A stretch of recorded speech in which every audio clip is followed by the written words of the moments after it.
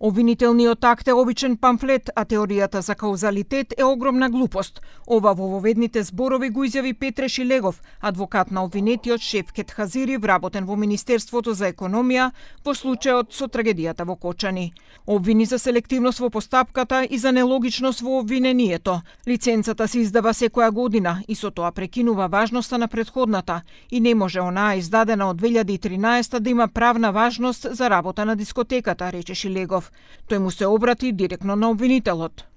Обвинителе, ако ни тврдевте на нас дека постоел тој јавашлук,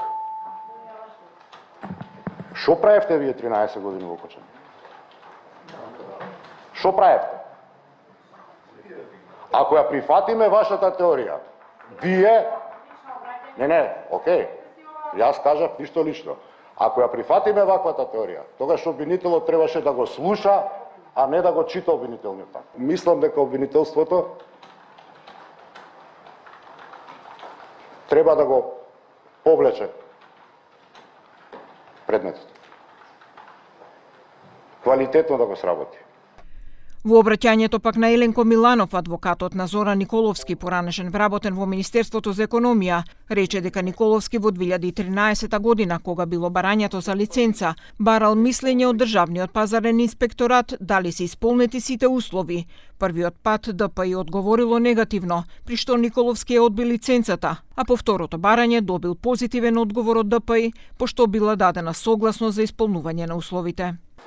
Не мораше да бара записник од ДПИ. Побара. Која е кривичната одговорност или каузална врска со ова постапување на Зоран Николовски со настанот во 25-та година на овој пожар? На денешниот судски процес покрај за Хазири и Николовски воведни обраќања има и бранителите на Беким Хаджију, Арлинда Касапи и Размена Чекич Дурович, сите вработени во Министерството за економија.